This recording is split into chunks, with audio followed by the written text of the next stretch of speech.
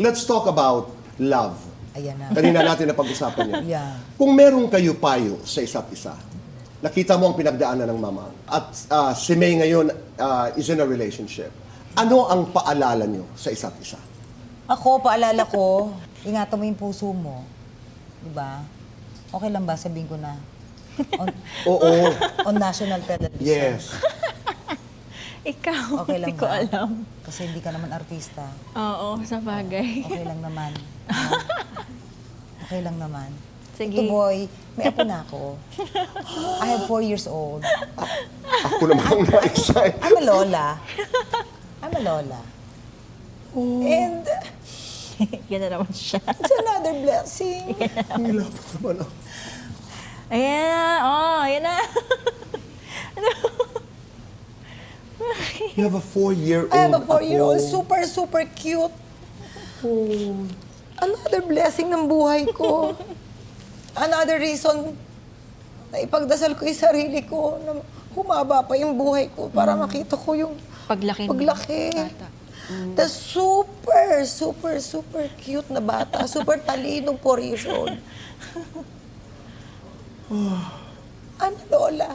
And I'm so proud. I'm a proud lola. Anong gusto mong itawag niya sa'yo? Mamita. Mamita. Mamita, pero may sarili siyang lingwahe. Ewan ko ba? Tingin niya yata sa akin, sabi niya, Mami Gay. Mami gay. Mami Gay ang tawag sa akin. Mami Gay? Mami gay. Mami gay. Mami Gay? Sobrang, alam mo, Tito Boy, sobrang... Boy? Yes. Oo. And ito yung dapat magtatrabaho siya sa New York. During pandemic, nagkaroon ng pandemic, hindi natuloy, and pandemic baby siya. Okay. Sabi ko talaga, hindi ako nagalit, kasi ako naman lagi ko sinasabi, makagraduate ka lang, masaya na ako. Kasi yun lang At talaga. ginawa naman niya. Yes. Sinunod naman niya ako. Kahit masakit sa likod yung tuition fee niya. Oo. Sabi ko, anak, makagraduate ka lang. Ako na yung pinakamasayang nanay. Ginawa naman niya, nakagraduate siya, nakapagtrabaho siya, hindi naman siya naging pasaway na bata, hindi naman siya naging sakit na ulong anak. Kaya nung nalaman ko na she's pregnant, I am so happy. Hindi ako nagalit, hindi ko siya sinumbatan, Yeah. No. In fact, yung isa pa nga ang gusto siyang palayasin. Bakit mo palalayasin anak ko yan? Pandemic, mas kailangan ako ng anak ko. Nagulat ako nung sinabi mo yun. Kaya, Saan ka nagulat? I'm sorry. Yung gusto po akong palayasin ng ex niya sa house. Because I got pregnant without getting married. Okay. He wanted me out of the house. And I don't know why. bakit mo papaalisin yung anak ko? Ngayon niya ako kailangan. Exactly. And it's pandemic. Saan pupunta yung bata?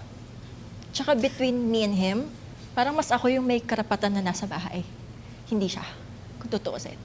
Hindi mo nalaman yun. Hindi. Lately ko na lang Ngayon ko nalaman, Tito Boy. Parang this year ko lang sinabi sa kanya. Siguro para lang din, hindi ako magtanim ng sama ng loob towards him, di ba? So, that time, pinoprotektahan pa rin ni Mama yung ex niya.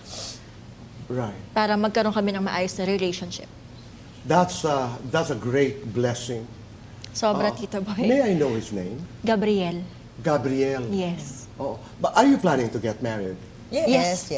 Nasa Ipon muna kayo. stage naman na Don't yun. get pressured. Yes. Andun Oo, naman in sa... God's good time. Sa vision, nasa vision naman. Pero Oo. as of the moment, ang priority namin is yung child and of course, yung sister ko. Right. But you guys are together. Yes. You stay in Mamang's house. Yes. Nakakatulong sila sa negosyo. Kami nag-ano Sila nung yung- manage nung business. Is he also a chef? No po. Pero ano siya, HRM din. HR. Tamang-tama. Di ba? Sabi ng mamang, ingatan mo ang iyong puso.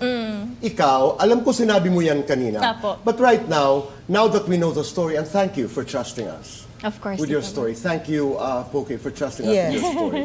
Ano ang paalaala mo?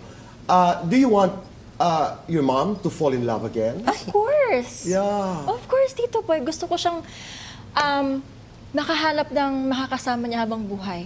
Since ako may sarili na rin akong pamilya, di ba? So, gusto ko siya rin. Gusto ko magkaroon siya ng katuwang niya. Kayo ang pamilya ko. Hindi, kasi, Tama na. kasi syempre, di ba, iba yung relationship natin as a family. Iba din yung magkakaroon ka ng partner mo talaga. Di ba? So, yun yung gusto ko sa kanya.